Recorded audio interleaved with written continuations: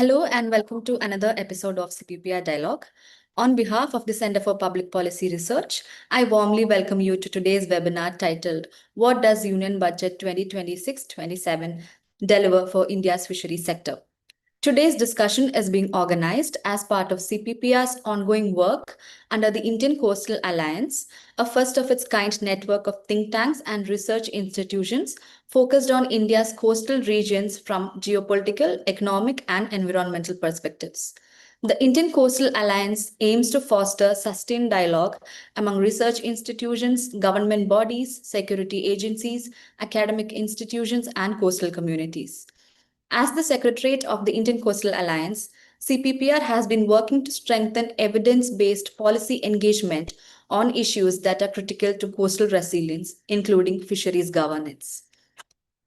Fisheries as a sector that intersects ecology, livelihoods, infrastructure, trade, and regulation requires precisely this kind of an alliance based and interdisciplinary approach. It is within this broader institutional context that today's conversation becomes particularly relevant. The Union Budget 2026-27 has positioned fisheries as both a livelihood sector and a growth engine within India's evolving blue economy framework. With the highest ever allocation of rupees 2,761.80 crore and continued emphasis on the Pradhan Mantri Matsya Sampada Yojana, the sector clearly occupies a rising policy priority. At the same time, the budget introduces a number of trade-oriented and structural measures, including duty-free treatment for fish caught in the exclusive economic zone and on the high seas, incentives for value-added exports, integration of inland reservoirs into organized production systems, and institutional strengthening through FFPOs, startups, and women-led enterprises. The central question before us today is not simply what has been allotted, but rather in what direction the signals for fisheries governance.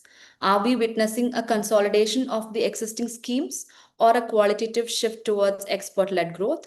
And what might this mean for sustainability, small scale fishers, biodiversity, and long term equity in the sector?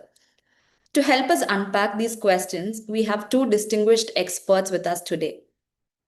Dr. B. Meena Kumari is formerly the chairperson of National Biodiversity Authority, Chennai, under the Ministry of Environment, Forest and Climate Change. She was the Deputy Director General Fisheries of the Indian Council of Agricultural Research, New Delhi, prior to joining NBA. She is the first woman scientist to serve as Deputy Director General Fisheries at ICAR. With over 38 years of service in the organization, she has previously served as the director of the Central Institute of Fisheries Technology, Cochin, and earlier headed its division of fishing technology, holding positions from scientist to principal scientist. Her areas of research include development of new fishing gear for coastal and deep sea fishing, conservation of fishery resources, upgradation of gear systems for reservoirs and responsible fishing, introduction of eco-friendly fishing methods, remote sensing, pollution monitoring, environment impact assessment, and marine corrosion. In all research programs and projects handled by her, gender mainstreaming was an inevitable component.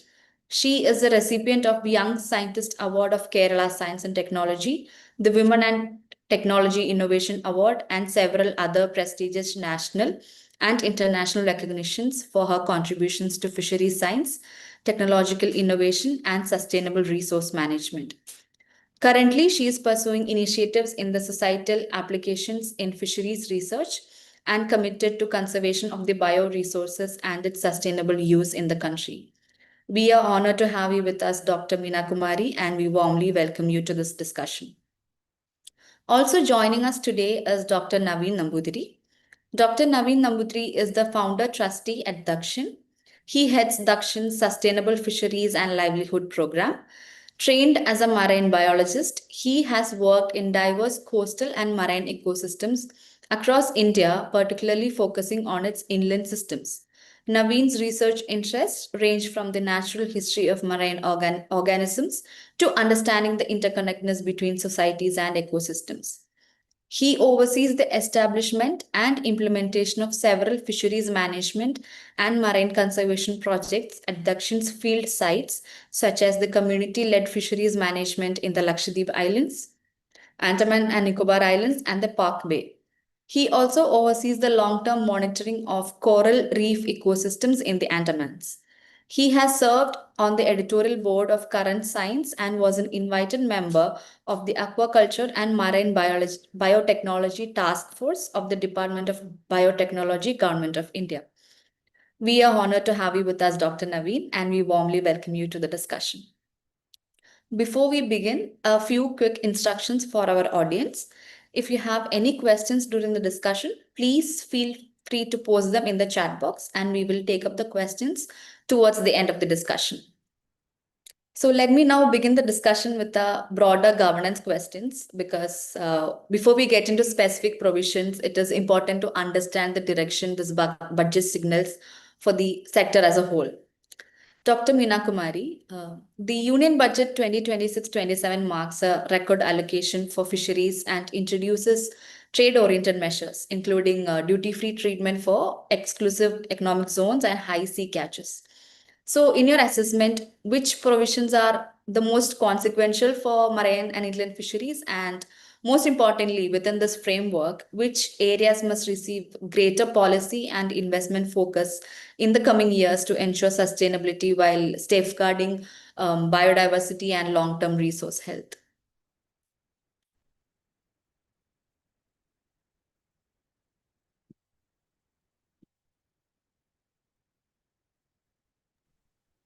Thank you very much. I'm happy to join this webinar. And this is just an opportunity for me to just give a little voice regarding the present budget allocation which is given to fisheries. Well, as we talk about the Union Budget 26-27, so it is very clear that the government is doubling down on blue economy. It is doubling down the blue economy. And for us in this sector, whether you are a hatchery owner or an exporter or a representing a cooperative, the headline is Fisheries has received its highest ever annual budgetary support. Maybe a historic allocation of 2,761.8 crores, nearly 28 billion rupees. That is effectively acknowledges the India is ready to move being from a coastal fishing nation to a dominant blue economy player. You have just mentioned that by allowing duty-free treatment to high seas catch, the government is incentivizing our fleet to move away from our overexploited coastal waters into deep sea, which is a necessary shift to reduce pressure to the nearshore biodiversity. As you know, that India has a coastline of more than 11,000 kilometers and an exclusive economic zone of covering approximately 24 lakh square kilometers, which provides livelihood support to more than 50 lakh members of the fishing community across the 13 maritime states and, of course, union territories also. And marine fishery play a significant role in the country's blue economy through seafood exports by providing essential nutritional support to millions of people. The budget makes high seas catch duty free to boost export. This is a very powerful incentive to fish more. Here we need to earmark funds for scientific stock audits of the EEZ also.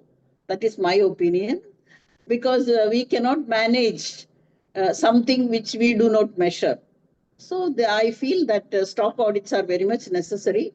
And before we deploy hundreds of new deep sea vessels, we must fund research vessels to determine the maximum sustainable yield to the top exploited resources like tuna, squid, and or otherwise we risk crashing these stocks within few years, just as we did with the nearshore resources like by deploying the trawling.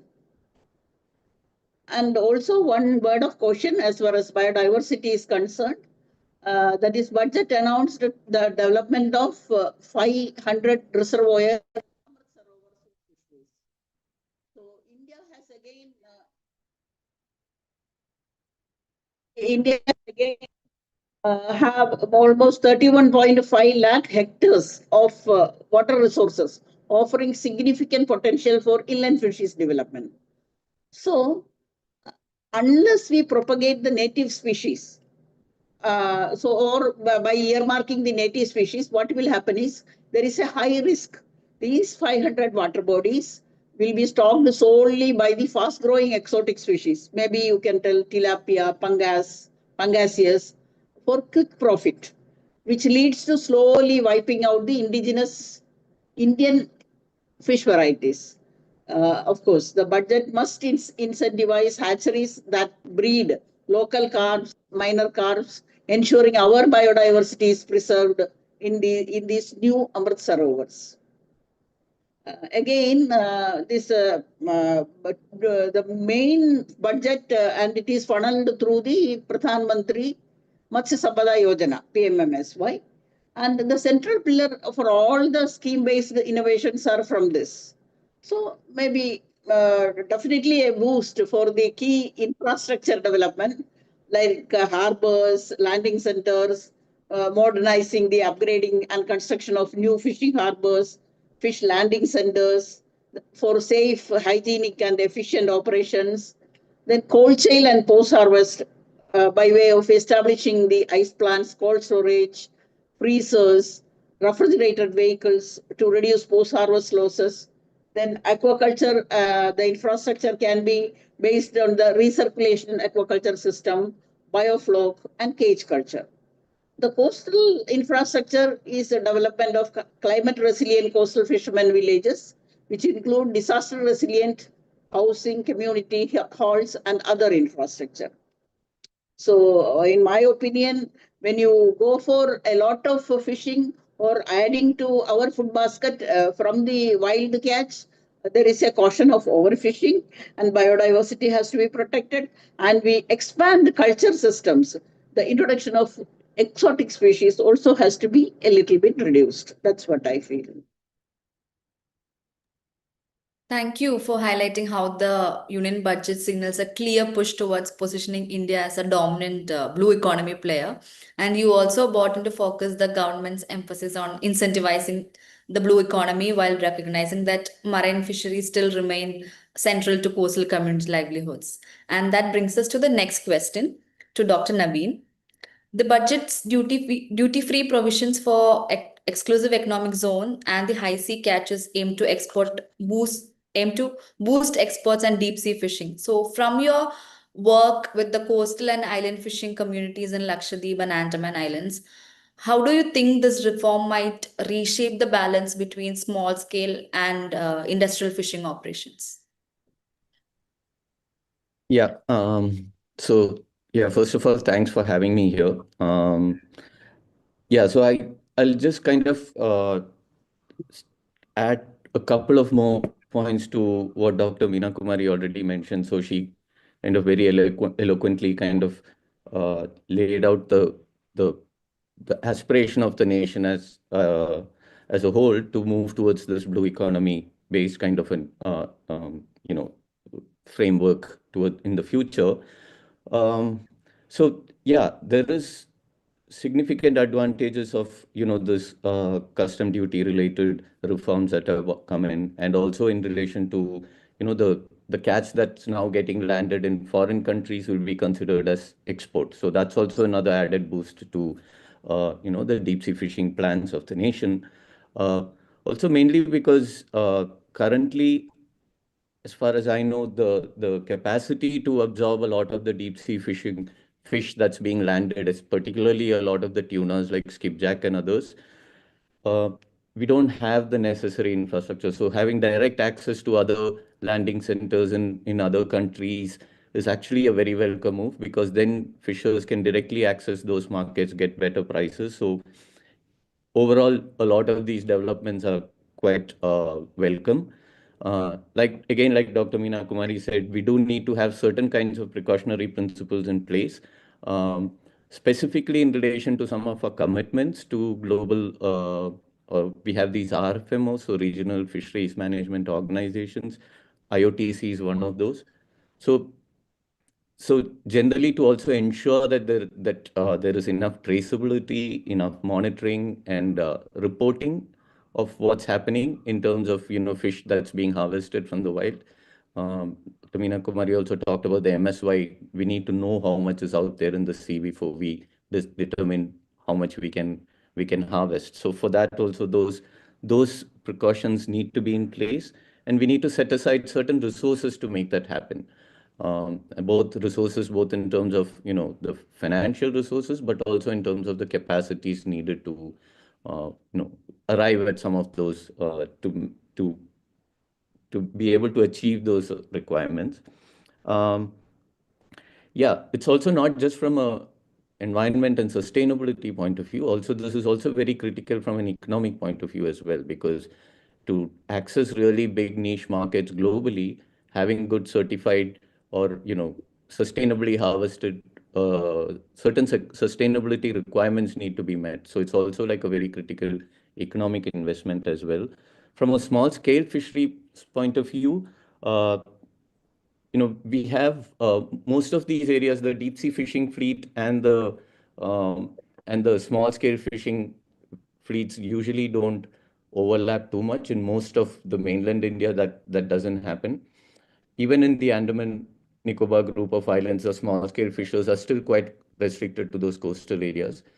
Particularly in Lakshadweep is where we need to really pay some additional attention to make sure that, because there even the small scale fishing depends on deep sea fish resources. So Poland line tuna fishing, for instance, is one of the most sustainable fishing practices globally as well. So these are Lakshadweep Islands practices those kind of fishing practices. So can we do some kind of value addition to the fish that's being harvested sustainably?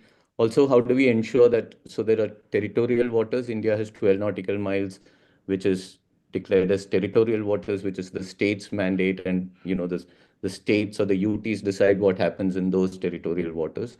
And these waters are really critical for the small scale fisher communities, particularly in the Lakshadweep, because there a lot of overlap happens between the deep sea fishing fleet and the small scale fishing fleet. So we need to ensure that their exclusive rights to fish in those territorial waters are not violated. And the law doesn't stop the small scale fishing vessels to access the other areas as well. So at least this part needs to be we need to make sure that that's exclusively set aside for the fishing communities. Yeah, so in other places like the Andaman Islands, there is deep sea fishing. There is a push to expand the deep sea fishing fleet. Again, like I said, we also need to fix the market. Like, where are those fish that's getting caught going to be sold? Do we have enough buyers, purchasers, and enough value for the fish that we are harvesting? How do we tap into? So first, we need to also make sure that those value chains or supply chains to access those export markets are already in place before we invest in those. So yeah, I'll stop there, and we can get into more details as we go on. Dr. Naveen, thank you for outlining the customs duty related reforms and the inclusion of deep sea catches from foreign waters within the export framework, which creates a lot of trade advantages. And this also highlights the importance of direct landing centers for better price realization, while highlighting the need for strong precautionary measures to ensure effective monitoring and reporting, and for also highlighting the realities of small scale fishing and deep sea fishing fleets. And that brings us to the value chain dimension of this budget. So, Dr. Meena Kumari, with increased duty-free import limits for processing inputs and incentives for value-added exports, which segment of the fisheries value chain are most likely to be benefited? And how can this technological upgrading improve competitiveness without marginalizing small-scale operators? Mostly, I feel these two aspects. These two aspects are facilitating the trade. That is, trade facilitation in fisheries involves simplifying, modernizing, or maybe harmonizing export-import producers to reduce time and cost for highly perishable seafood. The key measures can be automating the customs, implementing risk-based inspections, and strengthening sanitary standards to comply with the WTO rules, ultimately improving the competitiveness and market access. Perhaps this is a very critical aspect to the budget. The government has slashed import duties on feed ingredients, essentially feed cost promotion to boost aquaculture exports. This is excellent for reducing production cost and helping our farmers to survive in a very tough global market. Again, it clearly signals a move to make Indian seafood globally competitive. We can compete with maybe Vietnam, Ecuador. Then also, however, as a scientist, I must also sound a note of caution. That is when we aggressively push this export value, and there is a historical tendency to overexploit high sea, that I have already told, high value species. Maybe the biodiversity warning can be there is a when you use more, because again the cost of feed is reduced, there is a risk of eutrophication, because there is a tendency to use more feed. When feed becomes cheaper for farmers, they use it excessively to speed up growth. Unconsumed feed and metabolic waste settle at the bottom, leading to nutrient pollution and algal blooms in our coastal waters. This is not only just kill the local biodiversity, but also creates disease outbreaks that can wipe out the very crop which we are trying to export. Then this can be definitely addressed with just maybe these cost reductions can be addressed with very precision farming. We need to educate the farmers that more feed does not equal to more profit. We need automated feeding technologies that prevent wastage.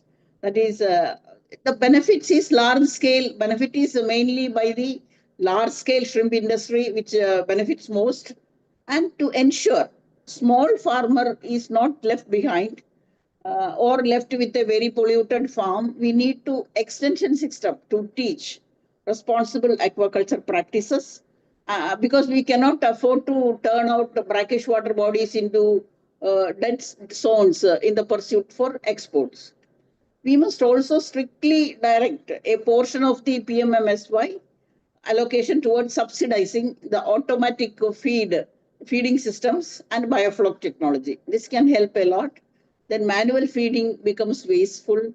Automated sensors dispense feed only when the fish is hungry, reducing the waste up maybe more than 20%. This saves money for the farmer and saves the water body from becoming a toxic swamp. Then again, we are reducing export cess. Government essentially is giving up some revenue on this accord. In return, we can mandate the exporters to connect with common effluent treatment plants. Maybe it is a sustainable action to develop a green infrastructure. Then of course, export clusters can be made, and clusters for treating effluent treatment plants, that also can be made. However, the answer could be export-led growth must not become extraction-led depletion. That is one thing. Then economic value cannot exist without ecological integrity. That's also there. And we cannot allow untreated antibiotic-laden water to flow back into our estuaries, as they breed antimicrobial resistance, which could get our exports banned by, again, the European Union and USA in future. Then again, coming to this, the biodiversity, there are two main pillars which can be non-negotiable, I feel. One is the science-based quotas. That is quota system. We cannot just harvest high seas blindly. We need rigorous stock assessment data to set catch limits before we expand the fleet. Then the second thing is the traceability as a standard. Just Navin Nambudiri also mentioned that traceability.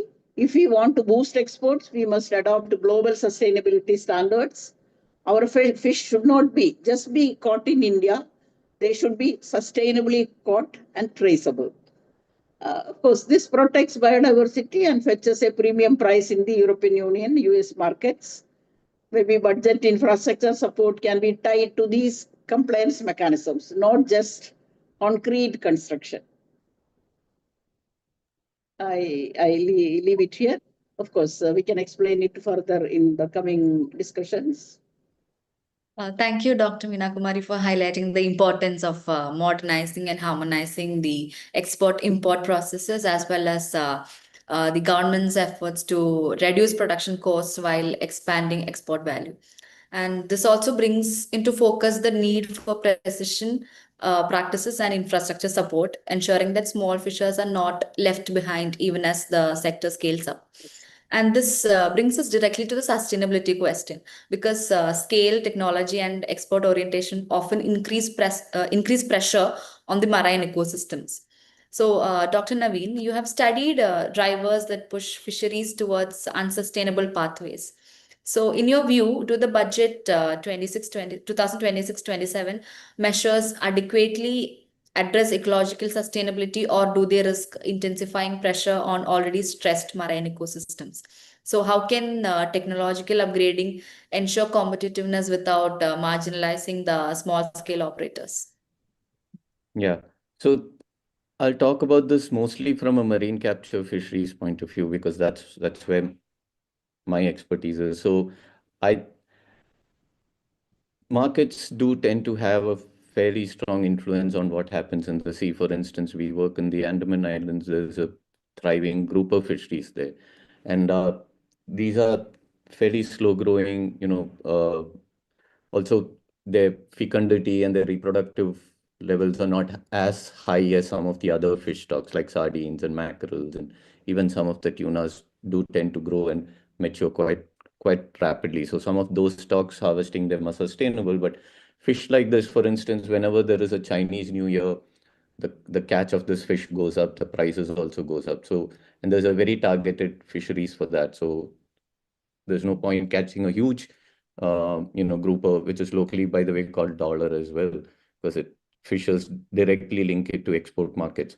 So whatever happens in China, for instance, has a direct impact on the ecosystems in the Andamans, because currently the world is so well connected in terms of global trade.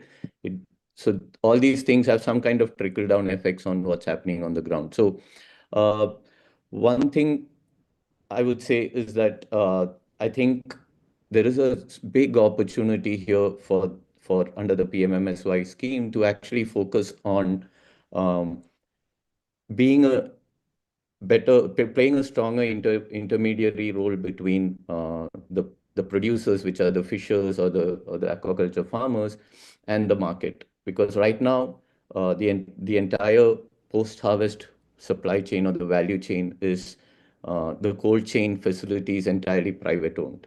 And if you look at most of the food systems, there is government regulatory systems in place that provides a buffer. So right now it's the market and the producers directly kind of working out the trade and all of that happens directly. And I think there's a strong role. To give an example, the Pradhan Mantri Kisan Sampada Yojana, for instance, has something called a gate to consumer kind of an initiative. So basically, there's a dedicated supply chain, cold chain facility that the government has put in place, where you ensure that MSPs are made available for the farmers.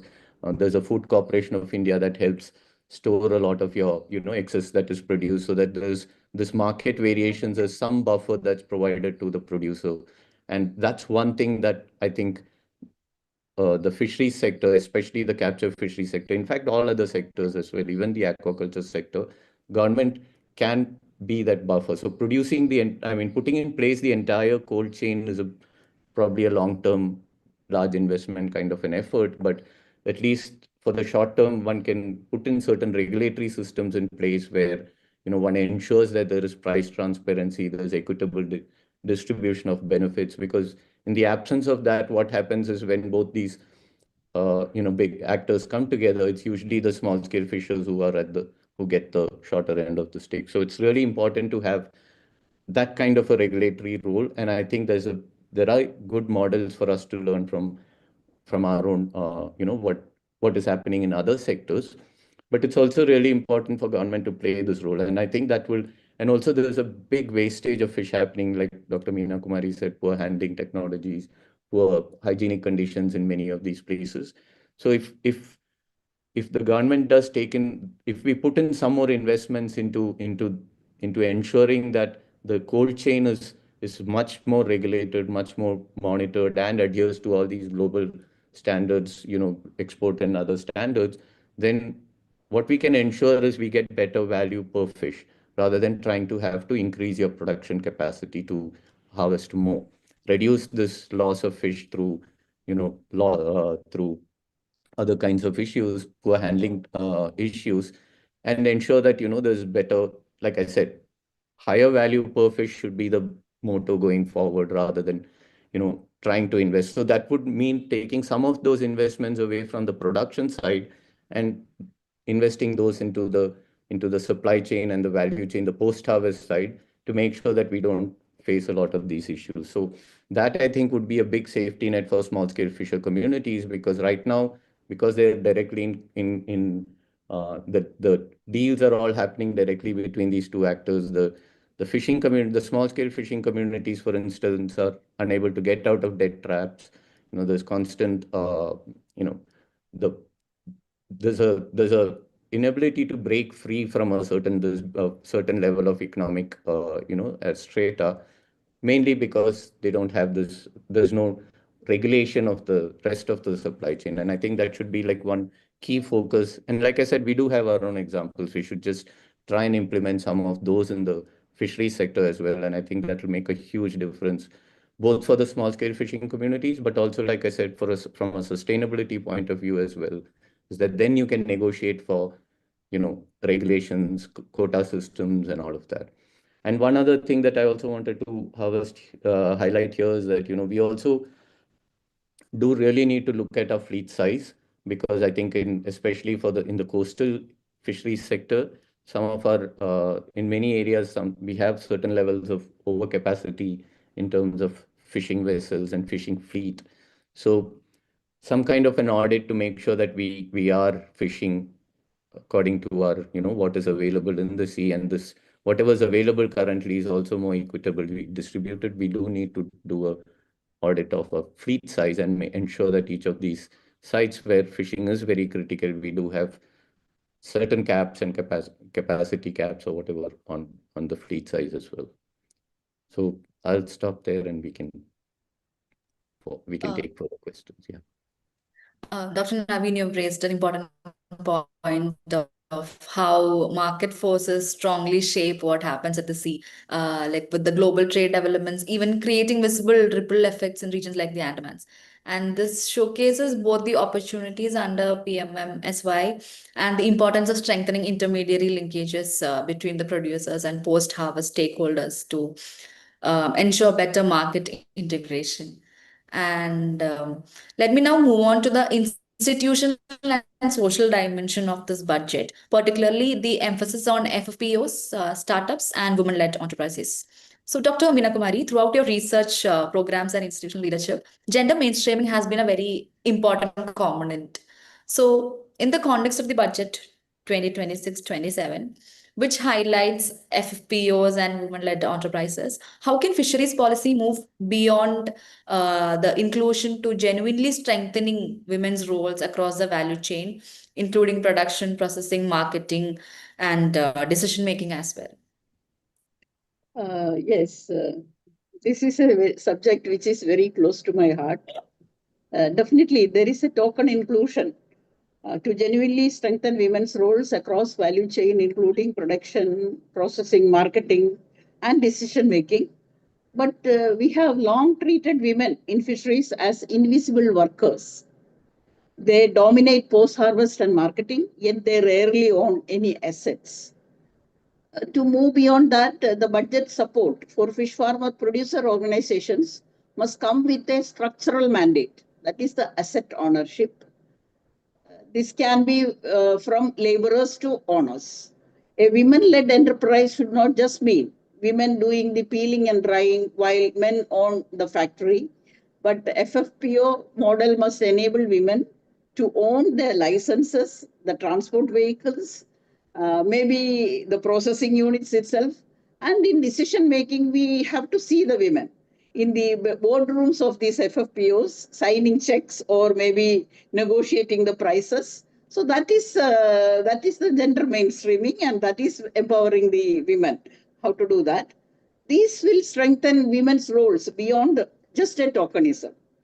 If we look at the export cess reduction, there is a push for value-added products. This is exactly where women entrepreneurs can step in. Women in fisheries are often stuck in the low-paying processing stage, peeling, cleaning, drying. But with the government incentivizing value addition, we can channel funds to women-led startups that create final consumer products like ready-to-eat meals or high-end diverse seafood packs rather than just raw material exports. Let us use this FFPO model to give women ownership for the brand, but just not the labor.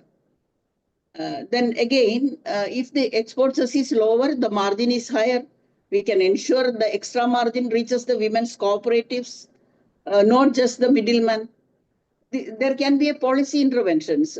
I would urge the government link to new subsidies to gender budgeting matrices. For example, grant of perhaps the additional subsidy to FFPOs, where at least 50% of the managerial roles are held by women. That's how we turn beneficiaries to industrial leaders. So the key efforts include promoting their leadership, their resource management, improving access to credit, and increasing the representation in decision making. Maybe for a common fisherwoman, she can connect the budget to freshness of fish in their plate or maybe livelihood in the fisherwoman in the market. But for an expert who has a background in fisheries, she can refer stock assessment, traceability, vertical integration, and asset ownership, showing that she understands the deeper structural economics. I stop here. Thank you, Dr. Meena Kumari. So you have also brought out a very crucial point. Often women are concentrated in post-harvest segment, but rarely in decision-making bodies or ownership structures.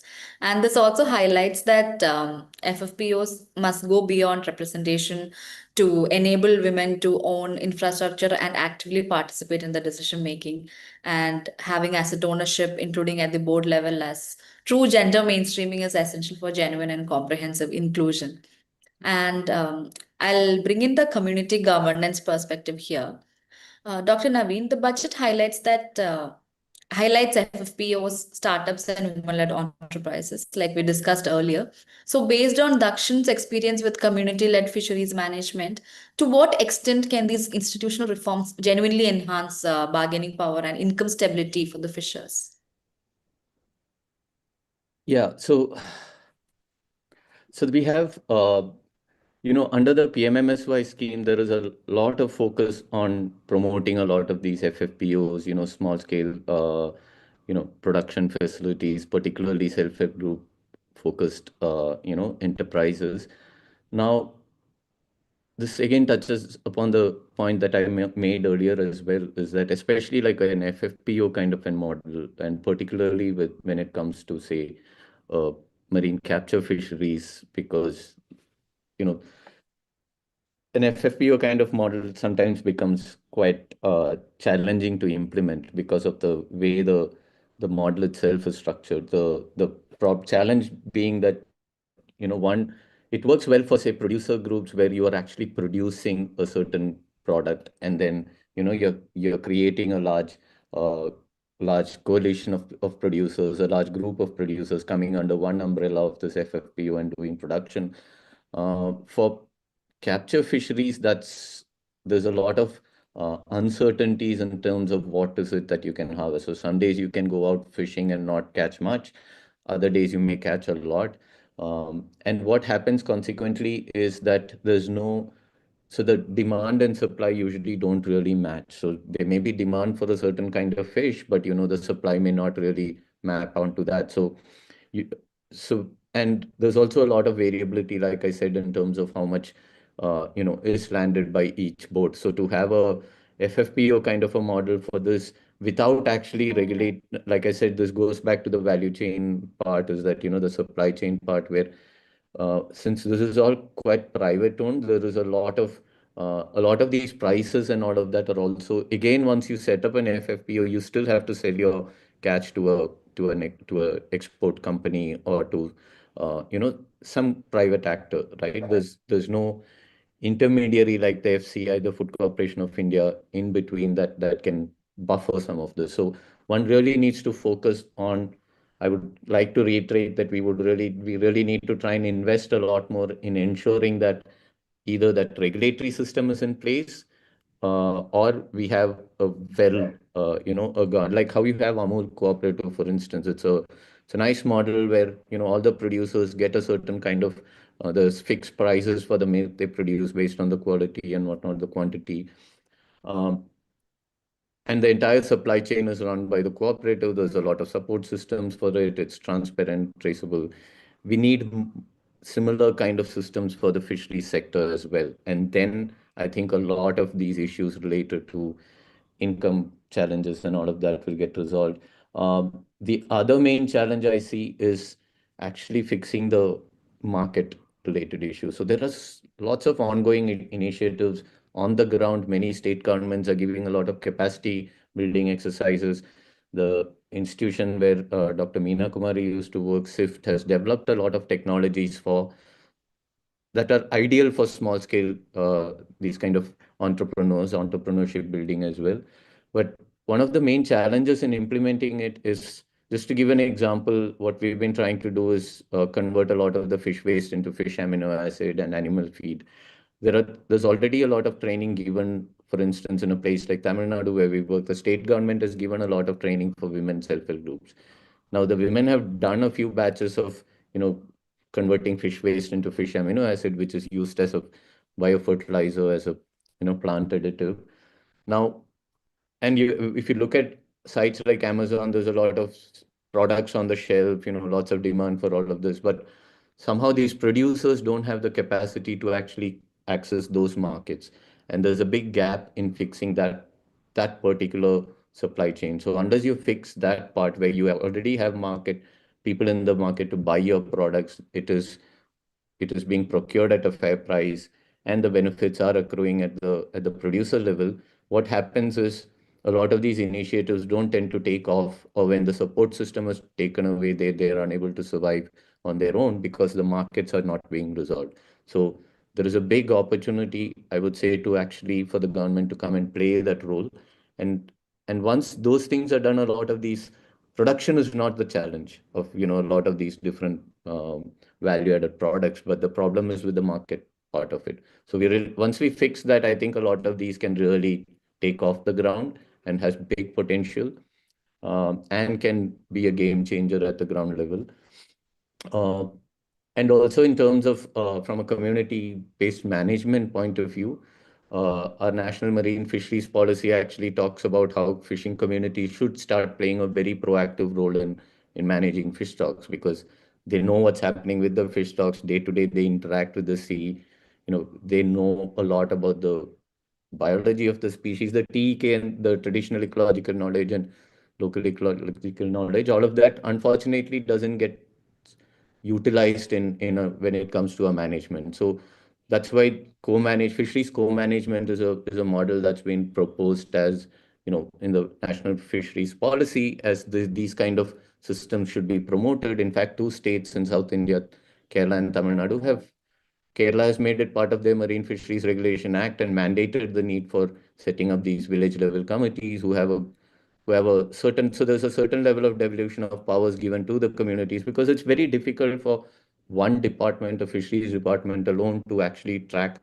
We have more than 3,500 small fishing hamlets and big, landing centers across the coast, and this is completely dissipated and distributed along the coast fishery as an activity. So for one agency to be able to track and monitor all these vessels is really impossible. So you really need the people, and there is an appetite among the fishing communities to ensure sustainability as well, because that's directly linked to their income as well. So putting in a little bit more resources and strengthening a lot of these village level committees will make a big difference in terms of then people have certain level of ownership over, what is happening with the fish stocks. Right now, they're not really part of many of these conversations around how do you manage fish stocks, right? Despite having a lot of, knowledge to contribute.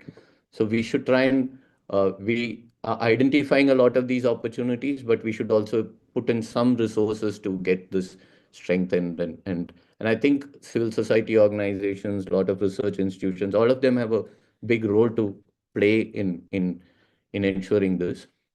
So yeah, there is potential. We just need to now start focusing. We've identified those, entry points. We just now need to start moving in those directions. And this is mainly for the small scale fishing communities, living along the coast. So yeah, I'll stop there. Dr. Nami, thank you for highlighting the technical aspects of the FFPO model and in marine capture fisheries.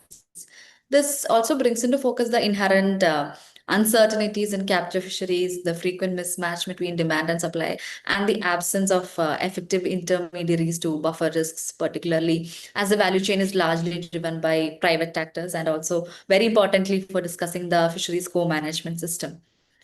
With that, let us open the floor to the questions from our audience.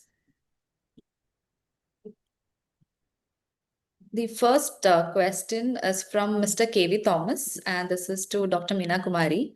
He notes that the recent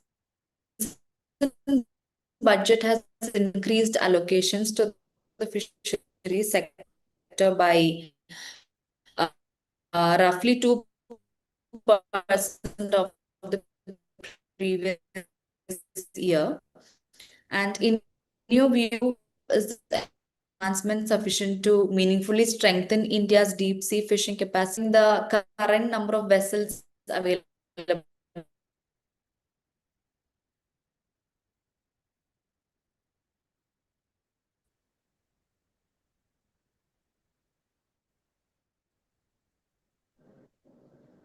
It's not audible. Kalyani, can you repeat the question once again? Sure, ma'am. Sure, ma'am. Yeah. This question is from Mr. K.V. Thomas. Yes. He notes that the recent budget has increased allocations to the fishery sector. Deep sea So, in your sector. view, is this enhancement sufficient to meaningfully strengthen India's deep sea fishing capacity within the EEZ, and particularly considering the current number of vessels available for such operations? And how do you assess India's position in comparison with countries such as Sri Lanka and Maldives? And what more may be required to, bridge the gap? Yes, yes. Actually, a very good question, I should tell, whether the budgetary allocation will support the present fleet. So as you know, the fishing boats which we own or which we have now, the one which is going to deep sea also, they are all built in by open yards, either at the coastal areas or at the backwater sides or at the river sides and all. No, just open buckets, and almost all the boats are made like that only. So there is no concerted effort to bring out a medium class. There are a lot of shipbuilding yards, but no medium class boat building yard is now at present available in the country to cater our fishing industry. So there should be definitely a cluster to make these boats. There are a lot of money which is given for conversion also, conversion of the present boats to deep sea going vessels. But where this has to be converted? Again, in these open yards only. So I have a feeling that there should be very concerted effort coming into the boat building also in this sector. And the budgetary allocation, definitely it suffice. But even now, this point has not been yet taken up by many of by the government or by many of the entrepreneurs, because many entrepreneurs can come up with building medium class deep sea going vessels also. That also not have come up. So that's what the answer I have to give him. Very important it is. Thank you, Dr. Meena Kumari. And yes, I also would like to just mention as Dr. Naveen was discussing now, I also strongly advocate the co-management and also people's participation. If you are going astray, that is, if you are going for deep, over exploitation, and without people's participation, you cannot do anything, because the people themselves has to conserve the resources. So I definitely agree with his comments regarding that. Thank you, Dr. Meena Kumari. We have another question by Captain Swaroop Bangara to Dr. Naveen. His question is, does India currently have any structured collaboration or bilateral arrangements with countries such as Seychelles, whose economy is significantly supported by its fishing industry? So, particularly through operations of large tuna mother vessels that support offshore catches? And if so, how can such partnerships inform or strengthen India's own deep sea fishing operations? Yeah, so in terms of, I'm not aware of any formal collaborations, particularly with countries like Seychelles, but from what we do have many intergovernmental agencies, particularly the Bay of Bengal program, which was constituted under the the Bay of Bengal Large Marine Ecosystem framework a couple of decades ago. These are intergovernmental agencies that actually work. So basically intergovernmental organizations that basically focuses on the Bay of Bengal in particular. And so it's Maldives, there is Sri Lanka, Bangladesh, and the larger Boblami ecosystem has other Southeast Asian countries as well, Philippines, Thailand, Indonesia as well. And there are lots of ongoing conversations, for instance, like around value chain. There is like last month, there were a couple of conversations around how can all these countries work together towards building better value chain support systems?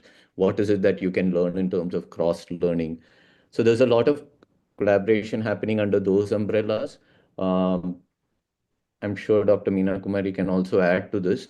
Uh, yeah, but from what I know, these kind of intergovernmental agencies are facilitating a lot of these conversations, and Bay of Bengal program, for one, I know is actually quite actively, pushing for a lot of regional collaborations as well. Thank you, Dr. Naveen. Due to the paucity of time, we will take one more question, and that is from Chaitra to Dr. Meena Kumari. In relation to climate adaptation, what are the efforts to creating strong systems to collect real-time data to monitor and manage catch, supply chain, and operations, and what policy measures would, help in that aspect? Yes, before going into the question, because Naveen was just mentioning, as far as I know, there is no collaboration with Mauritius or Seychelles or anything especially for the tuna fishing. But we are a member in the Tuna Commission, that we are also a member, and we get information from there. But this mother vessel concept, if we are seriously attempting the deep sea fishing, we have to go for the mother vessel concept for exploiting our resources, especially in the deep seas. And as coming to the question which Chaitra has asked, that is the climate variabilities. As you know, as far as fishing is concerned, of course, it is just the vagaries of the nature. Other than, of course, now aquaculture is also affected by the climate vagaries. But now we have to say that there are strong information services. For example, International Ocean Information Services are there. They give information in the oceanic region and also to the coastal region. And of course, especially climate resilience in the form of tsunami warning or maybe cyclone warning that is being given. But as far as the social infrastructure is concerned, they themselves have to just learn a lot. And there are a lot of training programs are being conducted as to how the fish catch has to be brought, how the fish catch has to be kept in a very fresh condition and all. No? For example, I would mention at this point of time the MSSRF. They have a fisheries division wherein they take umpteen number of training programs, climate warning as well as hygienic handling, and also climate resilience and how it has to be brought to the shore, which will fetch more prices and all. No, lot of training programs also has to be brought. Otherwise, there are now facilities are available. Only thing is that how best the people are going to absorb it. Thank you. Thank you, both the speakers, for answering all the questions. As we come to the close of today's discussion, I would like to sincerely thank both our panelists for sharing their time and expertise with us. Dr. Meena Kumari, your insights into governance design, biodiversity safeguards, and institutional reforms have added tremendous depth to our understanding of the budget's long-term implications. And Dr. Naveen, your grounded perspective on community realities and ecological sustainability has helped us to situate these policy measures within real-world contexts. So this conversation has underscored that while the union budget presents significant opportunities for growth and value chain strengthening, its success will ultimately depend on the implementation, ecological prudence, and inclusive participation. So, on behalf of CPPR, I extend our sincere gratitude to both our panelists and to our audience for joining with us today. We look forward to continuing this important conversations in the future. Discussions such as this are precisely why the Indian Coastal Alliance was conceptualized. That is to create a platform for collaborative, research-driven engagement on coastal and marine issues that cut across livelihoods, ecology, trade, and governance. As ICA moves to its next phase of focused thematic work, fisheries governance will remain a critical area of engagement, requiring coordinated institutional and policy attention. Thank you for being a part of this episode of CPPR Dialogue. Please don't forget to like, share, and subscribe to our channel. Stay tuned, and we look forward to your continued engagement in future episodes of CPPR Dialogues. Thank you. Thank you for having. Thank you very much.